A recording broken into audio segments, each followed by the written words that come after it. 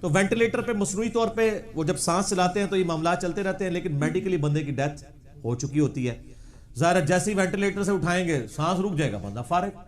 آپ دیکھتے ہیں نا کتنے وہ شافعات جب فوت ہوئے تھے تو وہ 3-4 دن پہلے خبر آ گئی تھی کہ میڈیکلی ان کی ڈیتھ ہو چکی ہے، وینٹیلیٹر پہ چڑھے ہوئے ہیں.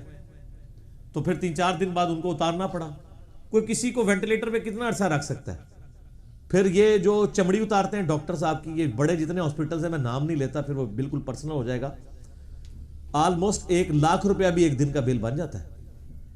اگر 10-15 دن کے لیے کوئی وینٹیلیٹر پہ چڑھ جائے تو آپ دیکھ لیں کیا خرچہ ہوگا. یہ تو سرکاری ہاسپٹلز میں 5,000 روپیہ پر ڈے کا خرچہ ہے. یہ میں آج سے 3-4 سال پہلے کی بات کر رہا ہوں، بلکہ اس سے بھی پہلے 2013 میں شیخ زبیر عزیز صاحب کو وینٹیلیٹر پہ شفٹ کیا گیا تھا تو وہ تقریباً 18-20 لاکھ ان کا بل بن گیا تھا. پھر انہوں نے سرکاری ہاسپٹل میں پنڈی میں شفٹ کیا تو وہاں پہ 5,000 روپیہ روز کا بل تھا. بل میڈیکلی تو وہ ڈیتھ ہو چکی تھی، پھر الٹیمیٹلی ان کو اتارنا پڑا. اب مصنوعی طریقے سے تو آپ جتنا عرصہ مرضی چلاتے رہیں.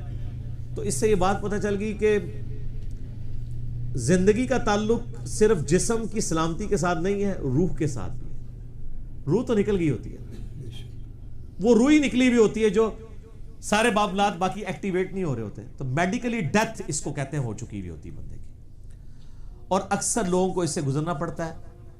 لیکن جو سمجھدار لوگ ہیں وہ وصیت کرتے ہیں کہ ہمیں وینٹیلیٹر پہ نہیں چڑھانا. پاکستان میں ایک بہت بڑا ہاسپٹل ہے جو ایٹ لیسٹ 1 لاکھ روپیہ روز کا لیتے ہیں وینٹیلیٹر کا. ان کی وینٹیلیٹر اس پورے کے پورے وارڈ کا جو انچارج ہے نا ڈاکٹر، وہ جب ریٹائرمنٹ ہوئی نا تو اس نے جب خطاب کیا نا، نام میں اس لیے نہیں لے رہا پھر بالکل بھی پرسنل بات ہو جائے گی، تو اس نے اپنے خطاب کے دوران کہا کہ میں اپنے لواحقین کو اور اپنے سارے ڈاکٹرز کو وصیت کرتا ہوں کہ خدا کے لیے مجھے وینٹیلیٹر پہ نہیں چڑھانا تم لوگوں نے. یعنی اذیت دیتے ہو مردے کو، اور خام خواہ پچھلوں کے لیے مردہ جاتے جاتے اگر 2 ملین 3 ملین کا بل بنا کے چلا جائے پیچھے، یہاں تو لوگوں کے لیے قبروں کے پیسے دینا مشکل ہوئے میں، اور وینٹیلیٹر کے پیسے. اور ڈاکٹر جو ہیں وہ جان بوجھ کے نا، ان کو نظر آ گیا ہوتا ہے کہ یار اب اس نے ریکور نہیں کرنا. پہلے چونکہ وینٹیلیٹر اس طرح یوز نہیں ہوتے تھے تو لوگ نیچرل ڈیتھ میں چلے جاتے تھے. اب وہ دیکھتے ہیں نا یہ اب ڈیتھ کی طرف جا رہا ہے، فوراً پکڑ کے وینٹیلیٹر پہ چڑھاتے ہیں تاکہ ان کا بل بننا شروع ہو جائے. یار انہوں نے اللہ کو جان نہیں دینی، ان کو خود شرم نہیں آتی کہ ہمارے ساتھ کیا ہوگا. اس طرح کے وینٹیلیٹرز کی کمائی حرام ہے. ایسی جگہ پہ ڈاکٹرز کا جاب کرنا حرام ہے. اگر وہ یہ دیکھ رہے ہیں اور اس کو وہ اپوز نہیں کر رہے، وہ اپنی نوکری چھوڑ دیں. وہاں پہ جتنا سٹاف ہے ان کی نوکری حرام ہے، کیونکہ حرام طریقے سے آپ مال ہتھیار ہیں نا. قرآن میں سورہ نساء کی آیت نمبر 29 میں واضح آیا ہے کہ ایک دوسرے کا مال ناحق طریقے سے ہڑپ مت کرو. یہ ناحق طریقے سے ہڑپ کر رہے ہوتے ہیں. یہ بہت کریٹیکل ایشو ہے. اکثر لوگوں کو اس سے گزرنا پڑتا ہے. وہ قسمت والے لوگ ہوتے ہیں کہ وہ آسانی سے ان کی روح نکل جائے اور ڈاکٹروں کو پتہ ہی نہ چلے. اللہ نہ کرے کہ ہم میں سے کسی کے ساتھ ہو کے ڈاکٹروں کو پتہ چل جائے، اس وقت وہ پکڑ کے چڑھا دیں گے. آمین. عزت کے ساتھ. سر دیکھیں نا مولانا اسحاق صاحب کی ڈیتھ اسی طرح ہی ہوئی ہے نا. بالکل صحت مند تھے، 78 ایئرز ایج تھی مولانا اسحاق صاحب کی رحمہ اللہ تعالی، فیصل آباد والے. 28 اگست 2013 کو ڈیتھ ہوئی ہے. اسی سال حج پہ گئے ہوئے تھے. وہ حج پہ ایک ہی دعا کرتے رہے کہ یا اللہ مجھے عزت کے ساتھ چلتے پھرتے اٹھا لینا. کوئی بیماری نہیں تھی اس عمر میں بھی، جوان بندوں سے زیادہ ایکٹیو تھے. ٹھیک ہے جی. اور ڈیتھ کیسے ہوئی ہے جناب؟ صبح آلموسٹ 3 بجے اٹھ جاتے تھے، ان کی وائف نے بتایا. وائف الحمدللہ ابھی بھی ان کی حیات ہے. تو وہ کہتی ہیں کہ وہ صبح اٹھے ہیں، وضو کیا ہے تہجد کے لیے، مصلی بچھایا ہے، قبلہ رخ کھڑے ہوئے ہیں، نماز نیت کرنے لگے ہیں تو آ کے بسترے پہ لیٹ گئے اور مجھے کہا کہ لائٹ بند کر دو. اچھا. تو وائف نے کہا کیا ان کا تھوڑی طبیعت ٹھیک نہیں، میں تھوڑا آرام کر لوں تو پھر میں اٹھ کے نفل پڑھتا ہوں، بھی تو بڑا ٹائم ہے.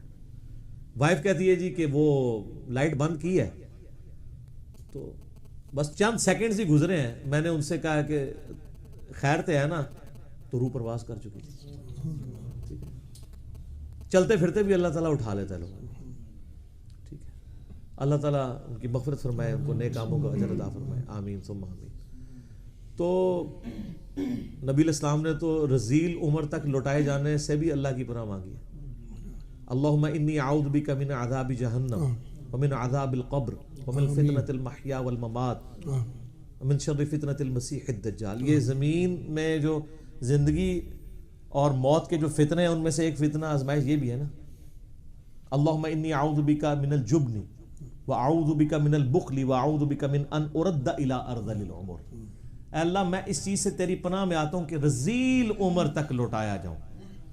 بہت لمبی عمر تک لوٹایا جانا, نبی علیہ السلام نے اس سے اللہ کی پناہ مانگی. لوگ تو کہتے ہیں ہمیں جینے کی خواہش ہے. زندگی کا مزہ اسی وقت تک ہے جب تک آپ کی صحت ہے. اگر آپ کی صحت نہیں ہے تو زندگی کا مزہ کرکرا ہے. تو آپ دیکھیں بڑے بوڑھوں سے آپ دیکھیں گے اکثر بڑے بوڑھے جو ہیں یا بوڑھی ہیں وہ یہی دعا کرتی ہے اللہ کسی دا محتاج نہ کری تے ٹردیاں پھردیں چوک لیں. ٹھیک ہے سر, اس کے اندر قیامت مضمر ہے. اے اللہ کسی کا محتاج نہ کری اور چلتے پھرتے ہی مجھے اٹھا لینا, اس کے اندر قیامت مضمر ہے. ان کے اپنے اعتبار سے بھی اور لوائقین کے اعتبار سے بھی. کئی لوگ تو کچھ عرصے بعد بیماری سے ایسے تنگ ہو جاتے ہیں اپنے گھر والوں کی کہ وہ پھر لوگوں سے دعائیں کرتے ہیں کہ جی بس دعا ہی کرو جی اللہ تعالیٰ یعنی آسانی فرما دے. وہ ظاہر یہ تو نہیں کہتے تھے اللہ چوکلے رنو, تو وہ کہتے ہیں اللہ آسانی فرما دے, یعنی کوڈ ورڈز رکھے ہوئے نا طریقے سے. تو وہ آپ دیکھ لیں وہ لوگ جو زندگی میں صحت کے عالم میں جان چھڑکنے کے لیے تیار ہوتے ہیں وہ پھر اس چیز کے لیے دعائیں کرا رہے ہوتے ہیں کہ دعا کرو کہ اللہ تعالیٰ آسانی فرما دے. ٹھیک ہے, تو بہرحال یہ ہے کہ انسان کو خود اپنے لیے بھی دعا کرنی چاہیے کہ اللہ تعالیٰ ہمارے لیے آسانی فرمائے. یہ سب سے بڑی چیز ہے کہ انسان اپنے لیے دعا کرتا رہے, اور یہ دعائیں آپ سنت اذکار کریں, ان میں یہ ساری کی ساری دعائیں آٹومیٹکلی کور ہو رہی ہیں. سر آٹومیٹکلی کور ہو رہی ہیں, آپ کو پتہ ہی نہیں ہے. اس لیے ہم نے دیکھیں جتنے اذکار کارڈ ہیں نا ان کی دعاؤں کے نیچے نا اردو ترجمہ بھی لکھا ہوا ہے تاکہ کبھی آپ کے نیچے بھی نظر پڑے, آپ دیکھیں آپ اللہ سے مانگ رہے کیا ہیں. ٹھیک ہے جی.